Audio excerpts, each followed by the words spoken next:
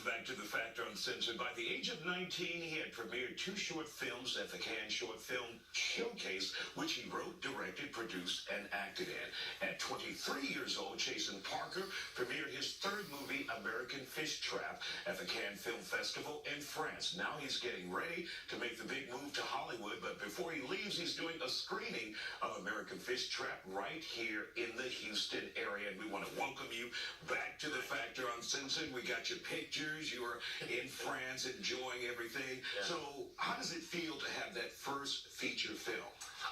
Well, it's actually a short right now, but I've been in the process of writing it into a feature, which has just been such a joy to do. And I've also been writing another feature that I'm hopefully going to be making, going to production on sometime in the next year.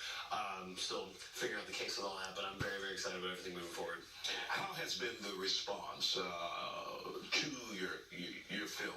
So far, the few festivals we've been to, it's been very good. It's been very well received at the showcase in Cannes. I got very good responses back from the audience. We went to a film festival in Los Angeles where we won Best Drama and picked up a couple other awards, which has been great. And it's hopefully the most exciting part about the screening that we're going to be doing is just to get the responses from people, not only so I can grow as a filmmaker, but also just to share the joy of a movie together. And when people see this, what do you want them walking out of the theater knowing about this film, knowing about you and your work? I want them to kind of gauge that for themselves overall.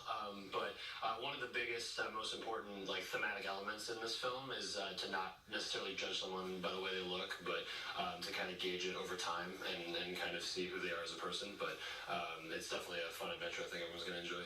Tell us a little bit about the film and what we can expect. Give us the storyline there. Yeah. Without giving it all away.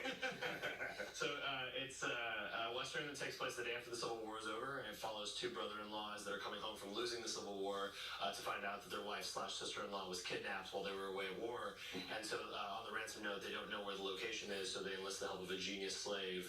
They don't know that he's a genius, though, and everything is kind of, like I said, a game of deception, and who can position themselves in the best spot to get what they want. I think that's the most thrilling part of this film. What attracted you to this story and to a Western?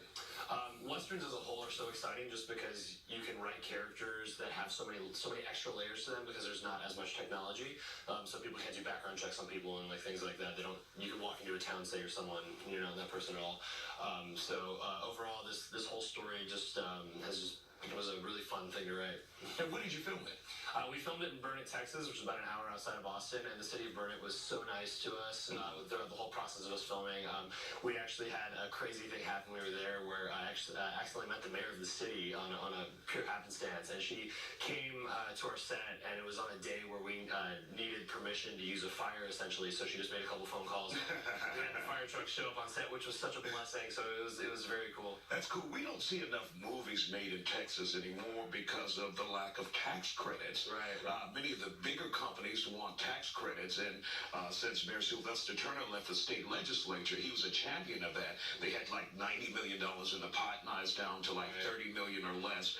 Are you hoping to see the legislature put more money in the pot to attract more films here? Absolutely. I think Texas has so much diverse landscape and also just diverse people in terms of actors and filmmakers as well. So I would love to see a good transition come back to Texas, absolutely.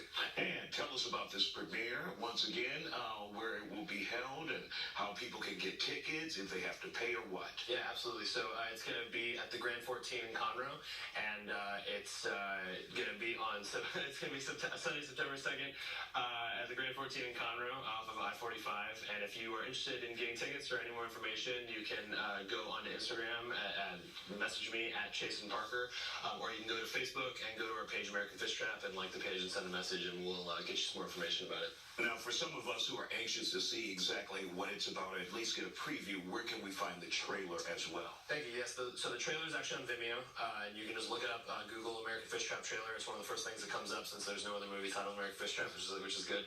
At the screening, we're going to be doing a Q&A with myself as well as some of the cast that's coming in from LA and New York, and so we'd love to have as many people come out as possible. How exciting is it for you to be showing it now to your community? You took it to all the fancy film festivals. festivals. Now you're coming home with your work. Yeah, absolutely. It's nothing but a blessing, and it's very cool to be able to share the work with everyone that I kind of spent a lot of time around here in high school and all that stuff. And on top of that, I remember last time I was on the show, we talked about distribution and all that, and I actually was very fortunate to get 3 distribution deal offers on this film. Damn, good.